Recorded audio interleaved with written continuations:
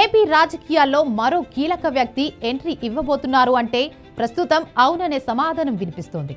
ఆంధ్రప్రదేశ్ రాజకీయాల్లో వైఎస్ కుటుంబానికి ఎంతో ప్రత్యేకత ఉందో ప్రత్యేకంగా పనిగట్టుకొని చెప్పక్కర్లేదు. ఎన్నో దశాబ్దాలుగా వైఎస్ కుటుంబం రాజకీయాల్లో తనదైన ముద్ర వేయగలిగింది. రాజారెడ్డి మొదలు రాజశేఖర్ రెడ్డి, జగన్మోహన్ రెడ్డి, విజయమ్మ, వివేకానందరెడ్డి, షర్మిల ఇలా ఎంతో మంది ఏపీ రాజకీయాల్లో తమ ముద్ర వేయగలిగారు. ఇప్పుడు అదే కుటుంబం నుంచి మరో వారసుడు రాజకీయాల్లోకి ఎంట్రీ ఇచ్చేందుకు సిద్ధమవుతున్నారు. అవును, మీరు విన్నది నిజమే. ఆయన ఎవరో కాదు, ఏపీ కాంగ్రెస్ అధ్యక్షురాలు వైఎస్ షర్మిలారెడ్డి కుమారుడు వైఎస్ రాజారెడ్డి. అతి త్వరలోనే ఆయన అధికారికంగా రాజకీయాల్లోకి అడుగు పెడుతున్నట్టు వార్తలు అందుతున్నాయి. ఇక విషయంలోకి వెళితే ఆంధ్రప్రదేశ్ రాష్ట్ర రాజకీయాల్లో కీలక పరిణామం చోటు చేసుకుంది. ఏపీ కాంగ్రెస్ అధ్యక్షురాలు వైఎస్ షర్మిల తన కుమారుడు రాజారెడ్డిని రాజకీయాల్లోకి దింపుతున్నారు. ఇందుకు తాలూకు సంకేతాలు స్పష్టంగా కనిపిస్తున్నాయి. కర్నూలు ఉల్లి రైతులను పరామర్శించడానికి హైదరాబాద్ నుంచి బయలుదేరి వెళ్లిన షర్మిల తనతో పాటు కుమారుడు రాజారెడ్డిని కూడా తీసుకువెళ్లారు. ఆయనకు ఇదే మొట్టమొదటి రాజకీయ యాత్ర. ఇంటి నుంచి బయలుదేరి వెళ్లే ముందు అమ్మమ్మ విజయమ్మ కాళ్లకు మొక్కి ఆశీర్వాదం తీసుకున్నట్లు షర్మిల సన్నిహితులు చెబుతున్నారు. భవిష్యత్తులో ఏపీ రాజకీయాల్లో తాత రాజకీయ వారసత్వాన్ని కుమారుడు రాజారెడ్డికి అందించడానికి వైఎస్ షర్మిల ఇప్పటి నుంచే వ్యూహం రెడీ చేస్తున్నారు.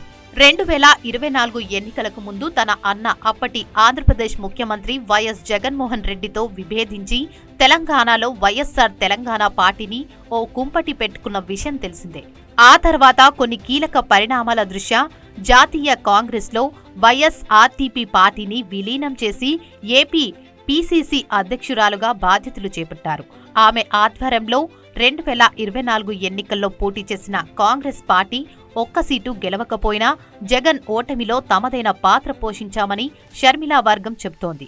అయితే అదే సమయంలో షర్మిల పోకడతో విభేదించి కొంతమంది కీలక నేతలు పార్టీకి దూరమయ్యారు. మరోవైపు జగన్ పార్టీ నుంచి భారీగా వలసలు ఉంటాయని ఊహించిన షర్మిలకు ఇంతవరకు అలాంటి సూచనలు పెద్దగా కనిపించలేదు. దాంతో రాజశేఖర్ రెడ్డిలా రాజకీయ వారసుడిగా తన కుమారుడు రాజారెడ్డిని రాజకీయాల్లోకి దింపాలనే ఆమె భావిస్తుంది.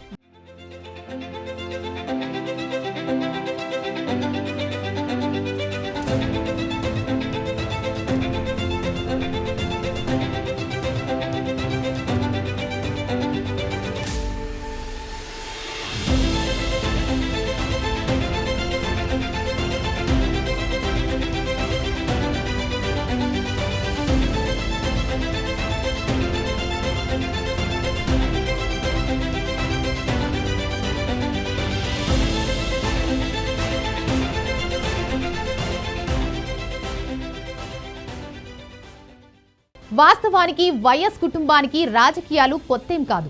అయితే ఇన్నేళ్లు కుటుంబం అంతా ఒక్క తాటిపై నిలిచి ఉండేది. అయితే కొన్నేళ్లుగా జగన్, షర్మిల వేర్వేరు మార్గాలు ఎంచుకున్నారు. గత లోక్సభ ఎన్నికల్లో కడప నుంచి షర్మిల కాంగ్రెస్ తరపున పోటీ చేసి ఓడిపోయారు. రాబోయే ఎన్నికల్లో కుమారుడిని పులివెందుల అసెంబ్లీ లేదా కడప పార్లమెంటు నుంచి పోటీ చేయించాలనే ఆలోచనలో షర్మిల ఉన్నట్టు తెలుస్తోంది. తన వారసుడిగా రాజకీయాల్లో కుమారుడు కీలక పాత్ర పోషించాలని ఆమె అనుకుంటున్నట్లు సమాచారం. అందుకోసం ఇకపై రాజకీయాల్లో రాజారెడ్డి కూడా యాక్టివ్ రోల్ పోషించనున్నారని, త్వరలోనే అధికారికంగా రాజకీయ ప్రవేశంపై ప్రకటన చేయనున్నారని సమాచారం.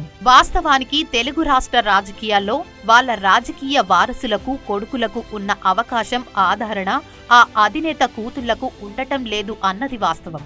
ఎవరు అవునన్నా కాదన్నా ఇది నగ్న సత్యం. ప్రస్తుతం తెలుగు రాష్ట్రాల్లో ముగ్గురు సీఎం కూతుర్ల పరిస్థితి ఇలాగే ఉంది.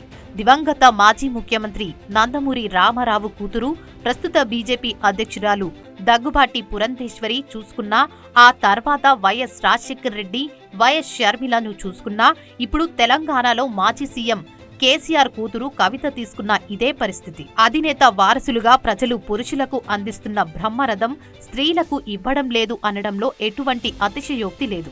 ఇక ప్రస్తుతం ఏపీలో ఒక దఫా వైఎస్ జగన్ ముఖ్యమంత్రి హోదా రాష్ట్రాన్ని పాలించిన అనుభవం ఉంది.